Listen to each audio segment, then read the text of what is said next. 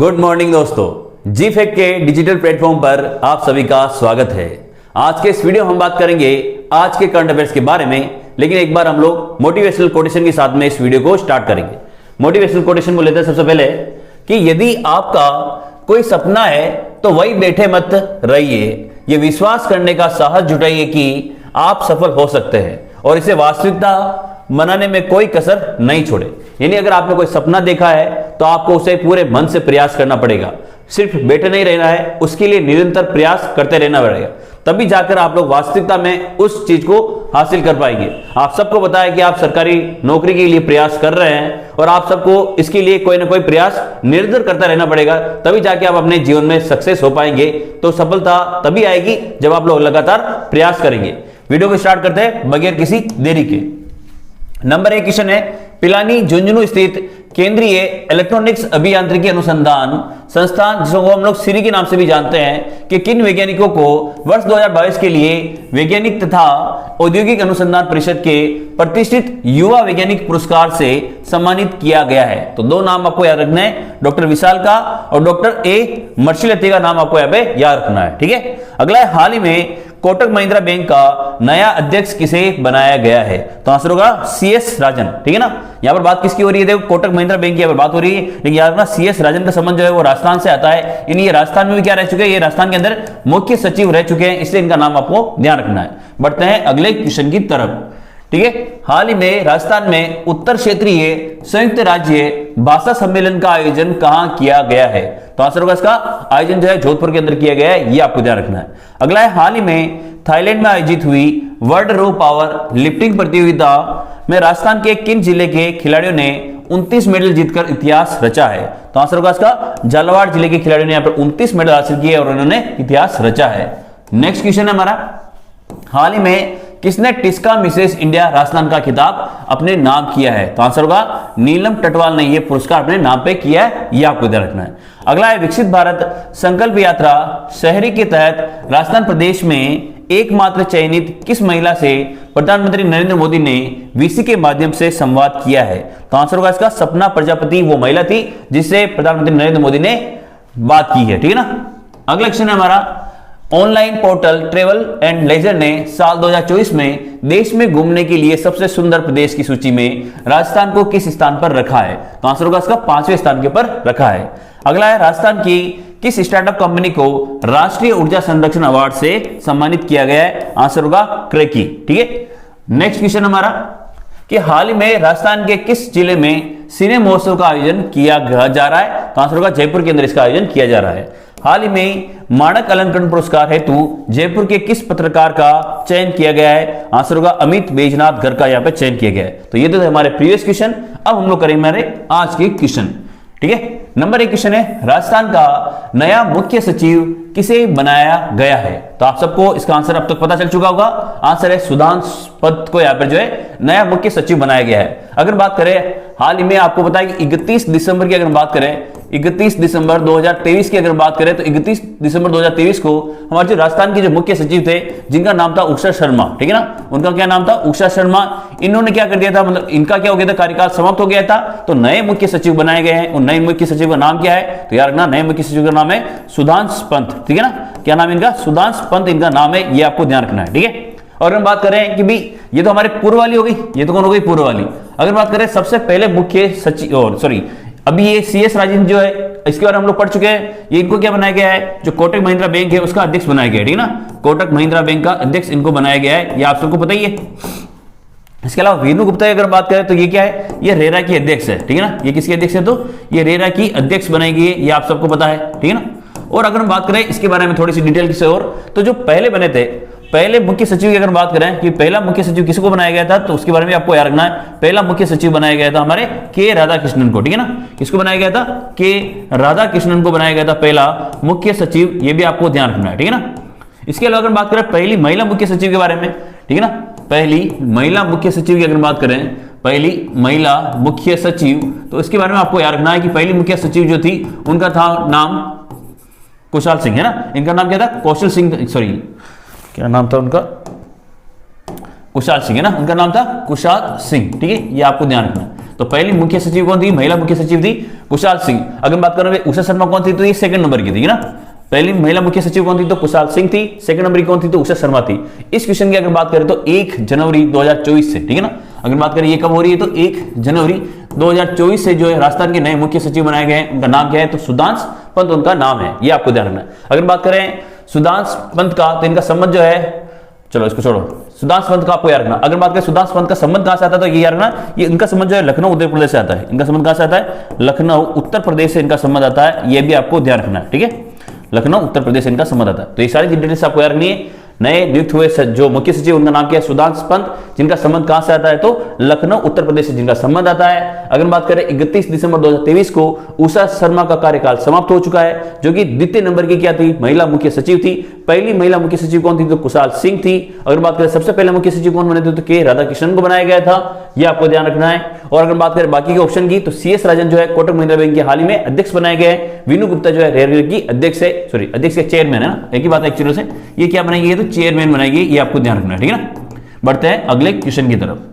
अगला डिटेल, राजस्थान के नए मुख्य सचिव के रूप में 1991 बैच के IAS अधिकारी सुधांश पंत का नियुक्त किया गया है। पंत राजस्थान खान और खनिज के अध्यक्ष का अतिरिक्त भार भी ये संभालने वाले, यानी एक और डिपार्टमेंट इनको दिया गया है, जो कि कौन सा है, राजस्थान खान और खनिज के अध्यक्ष का अतिरिक्त प्रभार भी ये संभालने वाले हैं। इनका संबंध जो है लखनऊ उत्तर प्रदेश से आता है। पहले मुख्य सचिव कौन थे, तो के राधाकृष्णन। और पहली महिला मुख्य सचिव कौन थी, तो कुशाल सिंह पहली महिला मुख्य सचिव थी। इसके बारे में हम लोग सबने चर्चा कर ली है। अगला है, भारत की पहली इमरजेंसी हवाई पट्टी कहां बनाई गई है। सिंपल सा आंसर रखना, अगवाड़ा बाड़मेर के अंदर जो है ये पहली हवाई पट्टी बनाई गई, ये आपको ध्यान रखना। बाकी के ऑप्शन के बारे में चर्चा कर लेते हैं, जैसे नेत्रा जोधपुर की। तो यार ना, जो आप सबको पता है कि जोधपुर के अंदर एक संस्था है जिसका नाम है एम्स, ठीक है ना। एम्स जोधपुर एक संस्था है, और इसका जो है अगर बात करें, इसका जो है हाल ही में एक ग्रामीण सेंटर बनाया गया है, ठीक है ना।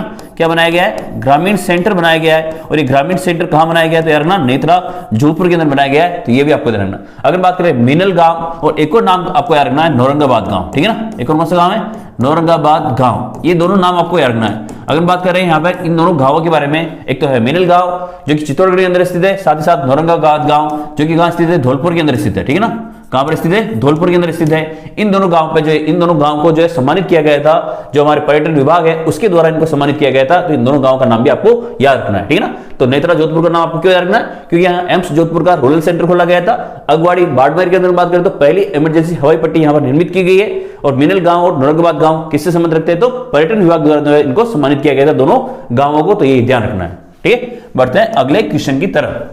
मरु पर्यावरण संरक्षण संस्थान डेको जोधपुर द्वारा लाइफ टाइम मरु रत्न पुरस्कार 2023 किसे दिया जाएगा। तो यार ना, इन दोनों व्यक्तियों को पुरस्कार मिलने वाला है, यानी उपरोक्त दोनों। एक तो अगर बात करें कमलेश शर्मा, और दूसरा कौन सा है, अमित शर्मा। अगर बात करें कमलेश शर्मा का संबंध कहां से आता है, तो इनका संबंध आता है बांसवाड़ा से, ठीक है ना। इनका संबंध कहां से आता है, तो बांसवाड़ा से इनका संबंध आता है, ये आपको ध्यान रखना है। साथ साथ अगर में अमित शर्मा का संबंध किससे आता है, तो इनका संबंध आता है भिलवाड़ा से, ठीक है ना। इनका संबंध किस जिले से आता है, तो भिलवाड़ा जिले से इनका संबंध आता है, ये आपको ध्यान रखना है। अगर बात करें कमलेश शर्मा को, तो ये कमलेश शर्मा को ये अवार्ड क्यों दिया गया है, इसके लिए हम थोड़ी सी चर्चा कर लेते हैं। ये अवार्ड कमलेश शर्मा को दिया गया है, इन्होंने जो कार्य किया है, इन्होंने याद किया रखना, जो पर्यावरण संरक्षण है, ठीक है ना। यानी पर्यावरण से संबंधित जो मुद्दे हैं, या पर्यावरण या जो वाइल्ड फोटोग्राफी होती है, वाइल्ड फोटोग्राफी जो होती है, इस वाइल्ड फोटोग्राफी के अंदर भी इन्होंने काफी काम किया है। इसके लिए इनको सम्मानित किया गया है मरु रत्न पुरस्कार 2023 से। साथ ही अगर बात करें अमित शर्मा का, तो जो रोजगार होता है, इस रोजगार को कैसे बढ़ावा मिल सकता है, इसके लिए नए नए चीजों को इनोवेटिव करने के लिए जो अगर बात करें, तो अमित शर्मा को यह पुरस्कार दिया गया है। तो दोनों चीजों को आपको याद रखना है कि कमलेश शर्मा को पुरस्कार क्यों दिया गया है, तो पर्यावरण के संबंधित कार्य करने के लिए, साथ ही वाइल्ड फोटोग्राफी में अच्छा कार्य करने के लिए, और रोजगार से संबंधित कार्य करने के लिए अमित शर्मा को, जिनका संबंध कहां से आता है, भिलवाड़ा से आता है। इसके लिए इनको जो संस्था है मरु पर्यावरण संरक्षण संस्थान डेको, इसके द्वारा जो है मरु रत्न पुरस्कार 2023 प्रदान किया गया है, याद रखना। अगर बात करें गुलशन ग्रोवर की, तो इसके बारे में थोड़ी चर्चा कर लेते हैं। इसको अगर बात करें तो राजस्थान फिल्म फेस्टिवल जो होता है, राजस्थान फिल्म फेस्टिवल, इस राजस्थान फिल्म फेस्टिवल में अगर बात करें तो लाइफ टाइम अचीवमेंट अवार्ड दिया जाता है। और ये लाइफ टाइम अचीवमेंट अवार्ड किसको दिया गया था, तो गुलशन ग्रोवर को दिया गया था। ये भी आपको याद रखना। लेकिन इस क्वेश्चन का आंसर क्या होगा, तो आंसर होगा उपरोक्त दोनों, ये आपको ध्यान रखना है। थोड़ी सी डिटेल जान लेते हैं कि भाई कमलेश शर्मा का संबंध बांसवाड़ा से आता है, वह अमित शर्मा का संबंध कहां से आता है, तो भिलवाड़ा जिले से आता है। मरु पर्यावरण संरक्षण संस्थान के अध्यक्ष कौन है, तो ये भी इनका नाम भी आपको रखना है, डॉक्टर एस एल हर्ष जो है इसके मरु पर्यावरण संरक्षण संस्थान के क्या है, अध्यक्ष है, ठीक है ना। प्रदेश में कला संस्कृति, पर्यावरण व वन्यजीव संरक्षण के साथ वाइल्ड लाइफ फोटोग्राफी व जनसंपर्क क्षेत्र में उल्लेखनीय योगदान के लिए सूचना एवं जनसंपर्क विभाग के संयुक्त निदेशक बांसवाड़ा जिले के बाड़ोदिया निवासी डॉक्टर कमलेश शर्मा को ये दिया जाएगा। ठीक है, अगला है कि पिछले 15 सालों से युवाओं को रोजगार मुहैया कराने के लिए कौशल विकास के साथ सूक्ष्म, लघु एवं मध्यम उद्यम क्षेत्र को मजबूत बनाने के लिए विशेष प्रयास करने वाले भीलवाड़ा जिले के रायपुर कस्बे के निवासी अमित शर्मा को लाइफ टाइम मरुरत्न अवार्ड 2023 प्रदान किया जाएगा। तो ये दोनों का आपको नाम रखना है, कमलेश शर्मा का और अमित शर्मा का। कमलेश शर्मा का संबंध कहां से है? तो बांसवाड़ा से। जबकि हम बात करें अमित शर्मा का संबंध कहां से है? तो भीलवाड़ा जिले से, रायपुर से इनका संबंध आता है, ये आपको ध्यान रखना है। अगला है राष्ट्रीय स्कूली शतरंज प्रतियोगिता में राजस्थान गर्ल्स टीम ने कौन सा पदक जीता है? तो आंसर होगा इसका कांस्य पदक इन्होंने जीता है। अगर बात करें ये जो राष्ट्रीय स्कूली शतरंज प्रतियोगिता है, इसका आयोजन कहां हुआ था? तो वेल्लूर जिले में। ठीक है ना, कहां पर हुआ? तो वेल्लूर जिले के अंदर इसका आयोजन हुआ था। और ये वेल्लूर जिला कहां पर आता है? तो यार ना, ये तमिलनाडु के अंदर आता है। कहां पर आता है? यहाँ पे तमिलनाडु के अंदर ये आता है, ये आपको ध्यान रखना है। और ये अगर बात करें, ये जो प्रतियोगिता हुई थी किसके लिए हुई थी? तो अंडर 19 टीम के लिए हुई थी। ठीक है ना, अंडर 19 जो टीम होती है उनके लिए इस प्रतियोगिता आयोजन किया गया था। और राजस्थान की गर्ल्स टीम में उसने कौन सा पदक हासिल किया है? तो कांस्य पदक इसने हासिल किया है, ये आपको ध्यान रखना है। अगर बात करें राष्ट्रीय स्कूली खेल शतरंज महिला प्रतियोगिता अंडर 19 वर्ग में राजस्थान की स्कूली टीम ने तीसरा स्थान यहाँ पे प्राप्त किया। तीसरा इसका मतलब कांस्य पदक जीतकर हासिल किया है। और तमिलनाडु के वेलूर जिले में इसका आयोजन किया गया था, ये आपको ध्यान रखना है। नेक्स्ट क्वेश्चन है हमारा कि भारत व यूएई के बीच डेजर्ट साइक्लोन युद्ध अभ्यास कहां किया जा रहा है? तो आंसर होगा इसका बीकानेर के अंदर इसका आयोजन किया जा रहा है। ठीक है ना, अगर मैं रखना भी इसका आयोजन जो है, ये एक तो पहली बात हमारी किस किस के बीच में हो रहा है? एक तो देखो भारत के बीच में हो रहा है, साथ ही किसके बीच में हो रहा है? यूएई के बीच में हो रहा है ना, यूएई के बीच में इसका आयोजन किया जा रहा है। और ये आयोजन जो है यार ना, किस तारीख से कब तक होगा? तो 2 से लेकर 15 जनवरी के बीच में इसका आयोजन होने वाला है। 2 से लेकर 15 जनवरी 2024 के बीच में इसका आयोजन होने वाला है। और ये आयोजन कहां होने वाला है? तो बीकानेर के अंदर इसका आयोजन किया जा रहा है, ये आपको ध्यान रखना है। ठीक है, थोड़ी सी डिटेल ले लेते हैं इसके बारे में कि भाई ये युद्ध अभ्यास 2 से लेकर 15 जनवरी के बीच किया जा रहा है। और ये क्यों किया जा रहा है? इसका उद्देश्य क्या है? तो डेजर्ट साइक्लोन 2024 के तहत किए जाने वाले संयुक्त अभ्यासों का उद्देश्य शहरी अभियानों में श्रेष्ठ अभ्यासों को साझा करना, उन्हें सीखकर पारस्परिकता को बढ़ावा देना है। सैन्य अभ्यास के दौरान भारत और यूएई दोनों देशों की सेनाएं अपने बेहतरीन सीख और सक्षम को एक दूसरे के साथ साझा करेगी। राजस्थान का थार का इलाका इस संयुक्त अभ्यास के लिए चुना गया है, ये आपको ध्यान रखना है। बीकानेर के अंदर ये अभ्यास होने वाला है। कहां पर होने वाला है? बीकानेर के अंदर ये आपको होने वाला है। ठीक है, बढ़ते हैं अगले क्वेश्चन की तरफ। प्रदेश का पहला इथेनॉल प्लांट कहां शुरू किया जाएगा?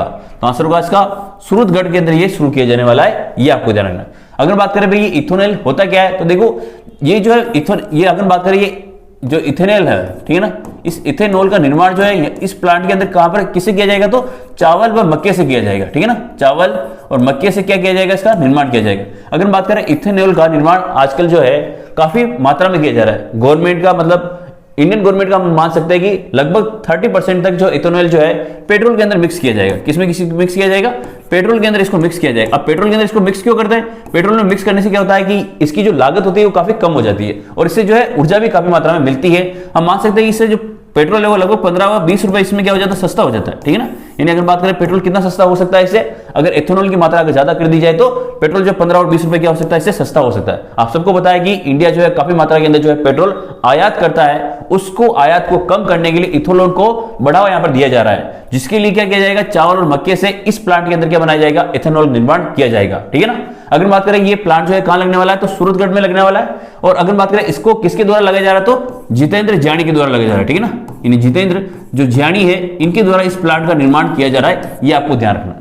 थोड़ी सी डिटेल और जान लेते हैं इसके बारे में। जैसे इस प्लांट का निर्माण 2 डीओए गांव सूरतगढ़ के अंदर हो रहा है। इस गांव का नाम आप चाहो तो याद रखो, बाकी सूरतगढ़ आपको याद रखना है। सूरतगढ़ गंगानगर में, और इसकी लागत भी आपको याद रखनी है। 150 करोड़ की लागत से इसका निर्माण किया जा रहा है। चावल और मक्के की सहायता से इथेनॉल का निर्माण यहां पर किया जाने वाला है। प्लांट का निर्माण जितेंद्र जानी द्वारा करवाया जा रहा है, यह आपको ध्यान रखना है। बढ़ते हैं अगले क्वेश्चन की तरफ। भारत सरकार के द्वारा 16वें वित्त आयोग का अध्यक्ष किसे बनाया गया है? तो आंसर होगा इसका अरविंद पनगड़िया को इसका अध्यक्ष बनाया गया है। ठीक है ना, अगर बात करें भाई भारत सरकार के 16वें वित्त आयोग का अध्यक्ष बने हैं, लेकिन अगर बात करें तो अरविंद पनगड़िया का संबंध जो है वो नागौर जिले से आता है। किस जिले से आता है? तो इनका संबंध किस जिले से आता है? तो नागौर जिले से इनका संबंध आता है, यह आपको ध्यान रखना है। अगर बात करें इससे पहले अगर बात करें अरविंद पनगड़िया जो है, जो हमारा आपको पता है कि नीति आयोग है, उस नीति आयोग के क्या रह चुके हैं? उपाध्यक्ष भी रह चुके हैं। ठीक है ना, नीति आयोग के उपाध्यक्ष भी ये पहले रह चुके हैं, ये भी आपको ध्यान रखना है। आपको पता है कि भाई नीति आयोग का अध्यक्ष जो होता है वो कौन होता है, तो आपको सबको पता है भाई नीति आयोग का जो अध्यक्ष होता है, उस नीति आयोग का अध्यक्ष कौन होता है, तो प्रधानमंत्री होता है नीति आयोग का अध्यक्ष। लेकिन इसका उपाध्यक्ष कौन होता है, वो नियुक्त किया जाता है। तो अरविंद पनगड़िया जो है पूर्व में क्या रह चुके हैं, नीति आयोग के उपाध्यक्ष भी ये रह चुके हैं, और अब इनको क्या बनाया गया, तो 16वें वित्त आयोग का इनको क्या बनाया गया, अध्यक्ष बनाया गया है, और इनका संबंध नागौर से आता है, ये आपको ध्यान रखना। अगर बात करें वीके सिंह की, तो एसआईटी का गठन किया गया इनके नेतृत्व में, ठीक है ना, किनके नेतृत्व में एसआईटी का गठन किया गया है, तो वीके सिंह के नेतृत्व में एसआईटी का गठन किया गया है, ये आपको ध्यान रखना।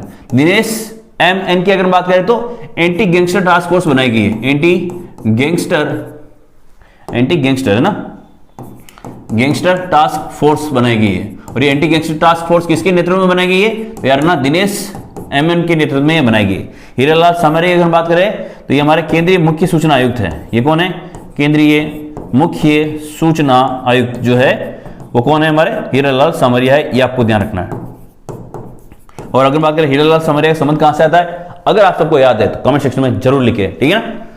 बढ़ते हैं अगले क्वेश्चन की तरफ। अरविंद पनगड़िया जनवरी 2015 से लेकर अगस्त 2017 तक जो है नीति आयोग के पहले उपाध्यक्ष भी रह चुके हैं। अरविंद पनगड़िया का संबंध राजस्थान के नागौर जिले से आता है, इसलिए हमें ये याद रखना है। बढ़ते हैं अगले क्वेश्चन की तरफ। 67वीं राष्ट्रीय विद्यालय कबड्डी प्रतियोगिता जो कि अंडर 17 बालिका वर्ग की थी, का आयोजन जो है कहां किया जा रहा है, तो आंसर होगा इसका सवाई मानसिंह स्टेडियम के अंदर इसका आयोजन किया जा रहा है। इसका आयोजन जो है कब से कब तक होगा, तो 3 से लेकर 8 जनवरी तक इसका आयोजन होने वाला है। अगर बात करें इसका आयोजन कब से होगा, तो 3 से लेकर 8 जनवरी तक होगा। अगर बात करें इसमें मुख्य अतिथि कौन थी, तो उसका नाम आपको याद रखना है, मुख्य अतिथि का नाम आपको यहाँ पे याद रखना है। मुख्य अतिथि का नाम है दिया कुमारी, ठीक है ना, मुख्य अतिथि का नाम कौन है, तो दिया कुमारी मुख्य अतिथि थी यहाँ पर, जो कि हमारे क्या है, उप मुख्यमंत्री बनाई गई है, ठीक है ना।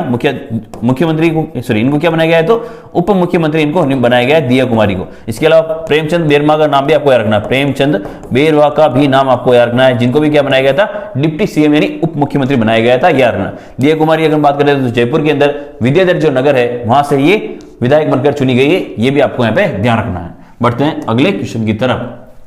4 जनवरी 2024 को जयपुर में पत्रिका समूह के सृजनात्मक साहित्य पुरस्कारों में कविता में पहला पुरस्कार किस कविता को दिया गया है, तो आंसर होगा एक आंसू को यह पुरस्कार दिया गया है। अगर बात करें इसके लेखक कौन है, तो इनका नाम आपको याद रखना, सोमनाथ शर्मा, ठीक है ना।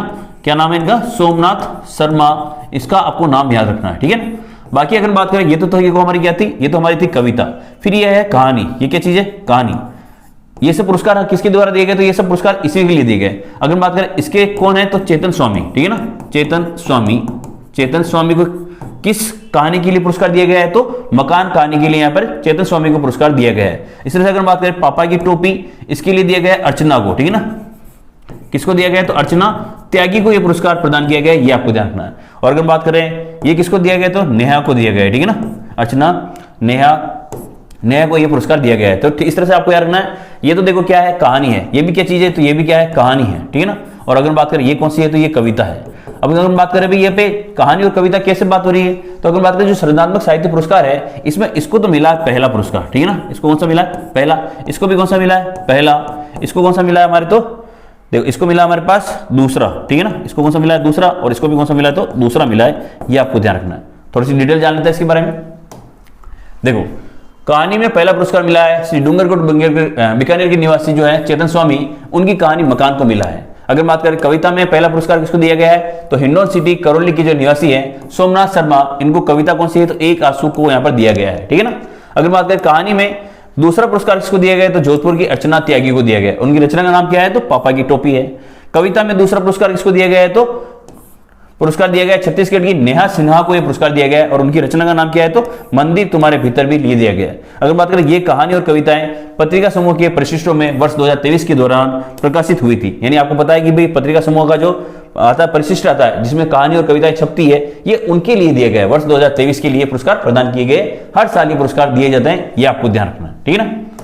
अगला क्वेश्चन हमारा, राजस्थान के किस जिले में 14 से लेकर 31 जनवरी 2024 तक पशु कल्याण पखवाड़ा मनाया जाएगा, तो आंसर होगा ये चूरू के अंदर इसको मनाया जाएगा, ये आपको ध्यान रखना है। थोड़ी सी डिटेल जानते हैं इसके बारे में कि पशुपालन विभाग के जो संयुक्त निदेशक है उनका नाम आपको एक तो याद रखना, डॉक्टर ओम प्रकाश उनका नाम है।